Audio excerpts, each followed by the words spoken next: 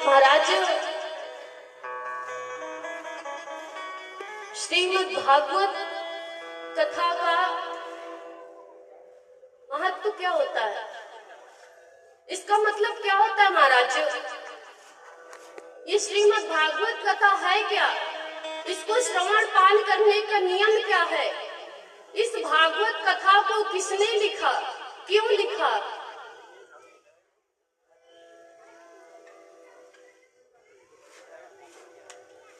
और महाराज, ये जो भागवत है ये किसके द्वारा लिखी गई महाराज? महर्षि वेदव्यास जी के द्वारा। किसके?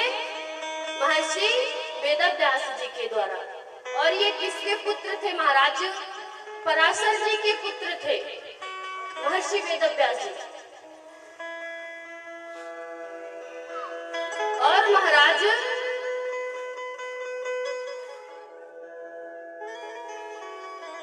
महर्षि वेदव्यास जी ने 18 पुराणों की रचना की और 4 वेदों की रचना की।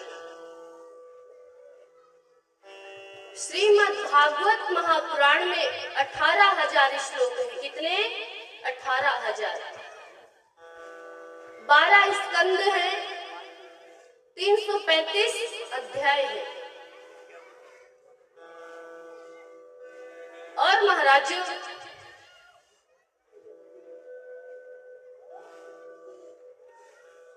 श्रीमद् भागवत का अर्थ क्या होता है?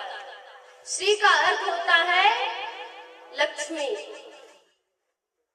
पैसा को भी लक्ष्मी कहते हैं। और हमारी श्री जी यानी कि किशोरी श्री राधा रानी का नाम भी श्री जी ही है। मद यानी कि अहंकार, भा से भक्ति, ज्ञा से ज्ञान, वा से वैराग्यता से तपस्या। ये है महाराज श्रीमद् भागवत कथा का अर्थ।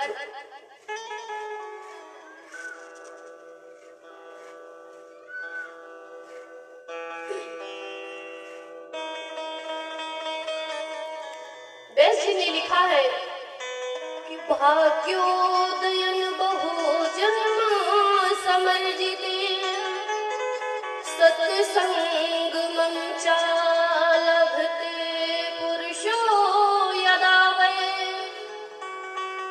अज्ञान हेतु कृत मोह मदांधकार नाशम विधाय ही तदोदयते विवेकः।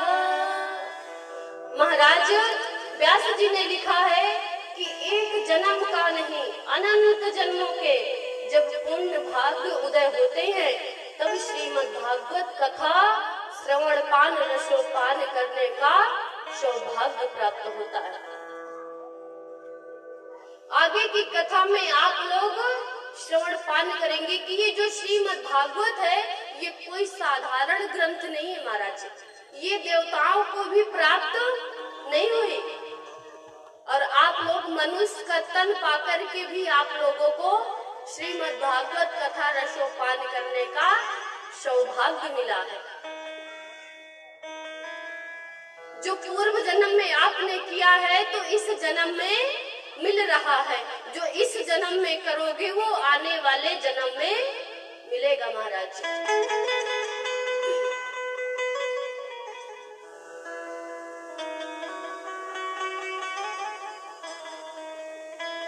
और इसीलिए कहते हैं कि श्रीमद् भागवत कथा को कभी मनोरंजन की दृष्टि से नहीं सुनना चाहिए। कुछ लोगों के महाराज मन में विचार आता है कि चलो हम परेशान हैं, हमारा मन बहुत विचलित है, मन नहीं लग रहा है, चलो थोड़ा बहुत चल के वहाँ मनोरंजन कर लेते हैं, आनंद ले लेंगे।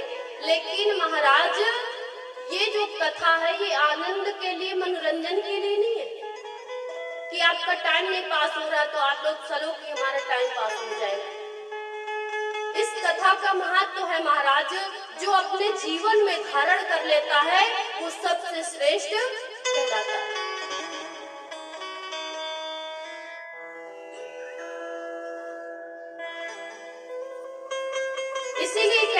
कि श्रीमद् भागवत कथा को कभी मनोरंजन की दृष्टि से नहीं सुनना चाहिए। जो लोग श्रीमद् भागवत कथा को मनोरंजन की दृष्टि से सुनते हैं, देखते हैं, वो लोग अपराध करते हैं।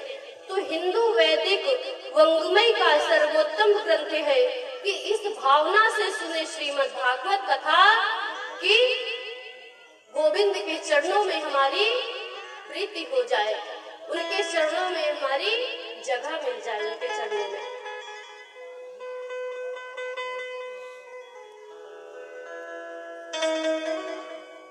और महाराज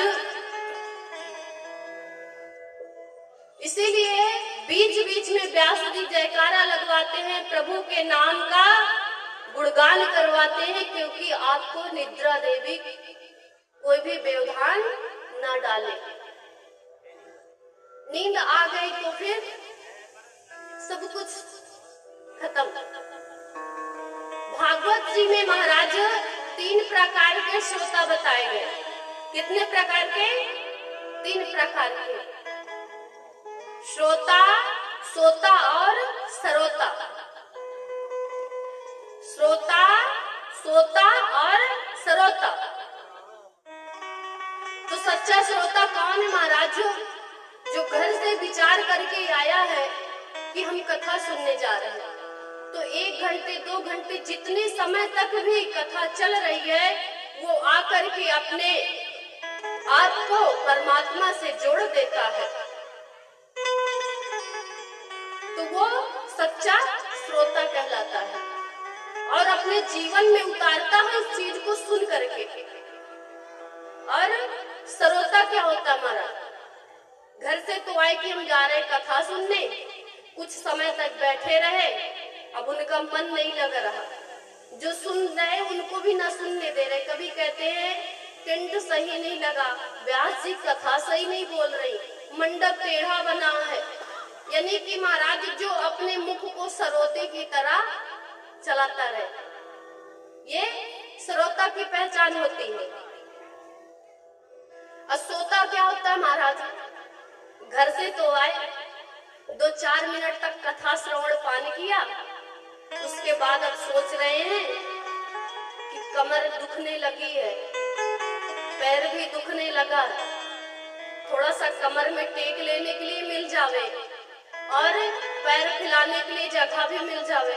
चलो महाराज कमर में टेक लगाने के लिए भी मिल गया, पैर फैलाने के लिए जगह भी मिल गई। अब महाराज नींद आ गई। जब नींद आ गई, व्यास जी ने कथा को विश्राम किया और जयकारा लगाया कि प्रेम से बोलिए वृंदावन बिहारी लाल की। तो महाराज उनकी नींद टूट गई। जब उनकी नींद टूट गई, अब व्यास जी ने कहा सभी लोग अपने अपने स्थान पर खड़े हो जाइए।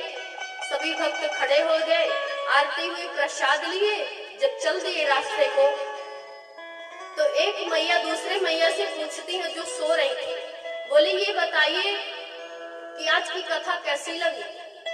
बोली बहुत अच्छी लगी। व्यास जी की आवाज इतनी मीठी है कि हम आपको क्या बताएं।